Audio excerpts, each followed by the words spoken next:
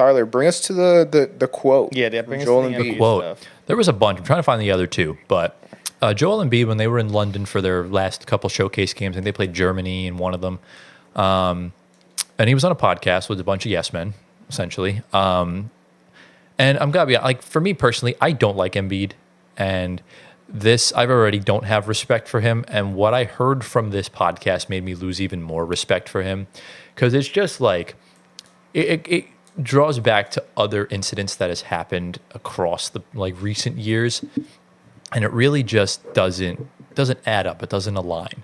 And I think the biggest quote that he said was he feels like he's the most hated guy in the NBA, and he doesn't know why. He said, I think I'm the most hated guy in the NBA, and I don't know why.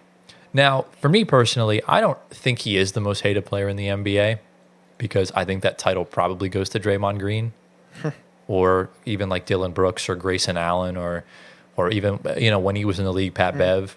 So I think Embiid's probably up there. But my question is, how do you lack the self-awareness to not know why? That's what I don't seem to understand. Is because if you look at the way he plays, just flopping everywhere, trying to get to the line, just being the most unethical player in the NBA, and not taking accountability when you lose, that perplexes me. How do you not understand why you're hated for those reasons? Well, look at it this way.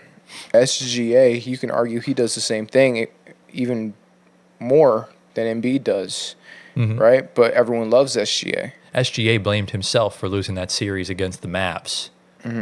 Joel Embiid choked a 28-point lead against the Hawks in Game 5, and then lost Game 7 because he had a turnover. Everyone wants to talk about the Ben Simmons missing the layup. Embiid had the ball with 40 seconds left, down 4, and gave the ball right away. And that was the dagger for the Hawks. Blamed Ben Simmons right in the press conference after the fact. Yes. What did he say? He said, the turning point in the game was we had an open shot and we didn't take the open shot. I remember that. When in reality, you got 1 point out of it because Thibault missed one free throw, but you had a chance to kind of put the game to bed there, and the Hawks put the game to bed right there because his pass was horrible and got stripped by Danilo Gallinari, the fish man. Excuse me. We don't hate on Italian players. But even still, past that, 3-2, you win Game 5 on the road in Boston last year. James Harden wins Game 1, drops 45 points without Embiid. Right. You're up 3-2 at home. Jason Tatum's 1 of 15 from the field and scores literally every single basket on Embiid after the fact. And then in that third quarter, Embiid was targeted defensively every single time through that third quarter when the Celtics won that quarter like 40-10 or something like that. Embiid's comments after the game, I can't win alone. There comes a time where every single time it's either Ben Simmons' fault, it's James Harden's fault, it's Doc Rivers' fault, it's Brett Brown's fault, it's Tyrese Maxey's fault. And stuff like this is why I just can't like the guy. Because why is it every single time you have teams well enough capable of winning the championship? Like, they should have won in 2021. If Kawhi misses that shot, they probably could have won it in 2019. And then in 2022, you lose to Miami. Embiid was insanely inefficient in that series to begin with. And then just this past season, I will give him a slight pass because He's of injured. He's been injured every playoffs, but this one he was definitely hampered, and the fact that the Knicks whistle was generational throughout that series. Go ahead. Yeah, but at the end of the day, why are you calling out your fans? Like, of course Knicks fans are going to go to Philadelphia. Like, have you seen Knicks fans? He gave it all this year, and you could tell he is not all there. We saw the Bell's palsy. We saw I love Embiid. I don't like that he tried to break Mitchell Robinson's leg again by almost grabbing him and making him fall. Those are dirty plays. Yeah. And those are out of frustration, which we know. They're not out of frustration. I think he was in that play. He was frustrated. Yeah. But in that play, he was frustrated. Right, but if it's out of frustration, then why does he keep doing it? He's constantly frustrated. I think it's a in the moment thing. Yeah. That's how. But when you have a bunch of when these in the moment things start to become a habitual thing, then are they really in the moment? Or is he just a dirty player? I think Because it's tough. we saw last year, he tried to kick Claxton in the nuts. Yeah. We saw him dive into John Collins' knee. And that was the one thing, too, when I forgot where it was. He had said, like, the reason why they don't win is because, because of the injuries, guys keep diving into my knees when he does it to people all the time. He said Tatum could go 5 of 28 and they'd still win, when I go 5 of 28, we get blown out. Maybe that's true. But I'm trying to figure something out. If Tatum's dropping 5 of 28 and losing, if he's saying he's got to be better, but they have the team to do it, the Sixers teams on paper have been very, very good. And you have an MVP that drops in the playoffs and he can't take accountability for when he plays bad. That's a problem.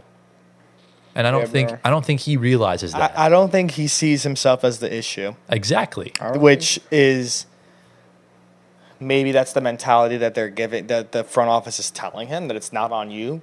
I wouldn't even say it's the front office, because I don't even think the front office is happy with him. I think it's just, you have Embiid, there's really nothing you could do with him. You just got to keep him, try and build around him, try and figure out something to do when, try and win a championship. And if he requests out, he would probably be traded within the week. That's why this year with PG there, I want to see who's going to take, if PG takes all the accountability off of Embiid being there now. It's going to be PG's fault, because everyone loves to do the Harden thing, right? You get Dwight Howard, it doesn't work. You get CP3, it doesn't work. You get Russell Westbrook, it doesn't work. There's always a fall guy, and Harden never seemed to have gotten the blame. And I feel like Embiid has always shoveled the blame onto someone else. I'm actually, this is a topic for the future, but I'm actually curious when PG retires and they ask him to talk about the Philly days and what went on with Embiid every day.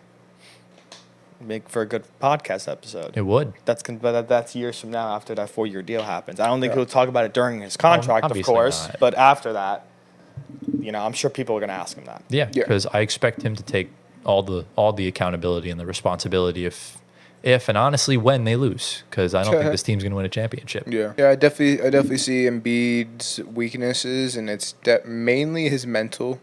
He's not mentally strong. I see a lot of that, and also he's not a leader. That's two. He is insanely skilled. He's a great player, but he needs to have a player on the team that could lead the team. He's not that guy. I still do think if Embiid didn't have all those injuries in his career, he could have been one of the best. The whole Olympics thing is another big topic that's gotten a lot of outrage, because obviously he's from Cameroon, expressed interest in playing for Cameroon, but said the situation there is not ideal for him. Not sure what he meant by that. But he's tired of losing. Essentially, yeah, probably. But he would be playing with a decent team. He's never lived in France. He's been to France a few times. He's supported France over social media and all that stuff. He can speak French, obviously, because Cameroon was, once a French colony.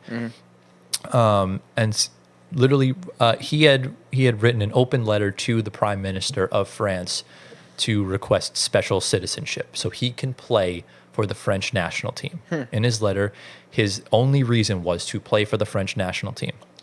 And then 2 weeks later, after getting his French citizenship, he becomes a U.S. citizen and completely, completely betrayed the country of France. Because it's not that easy to get citizenship, especially at that point with no residency for that long. And the French Prime Minister only did it so he could play on the national team. Remember to go behind his back and not. I mean, everyone, the entirety of France is upset. And every time he got the ball or he checked back into the game, he would just be welcomed with a lot of boos. So, and it kind of just goes back to that whole thing of Embiid not being who everyone thinks he is.